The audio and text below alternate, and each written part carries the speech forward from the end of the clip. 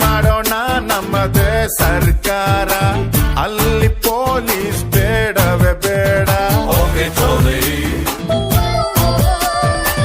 ನಾಡಿಗೆ ನನ್ನ ಹೆಸರಿಡಬೇಕು, ಸ್ಕೂಲಲ್ಲಿ ನಂದು ಲೆಸನ್ ಇರಬೇಕು.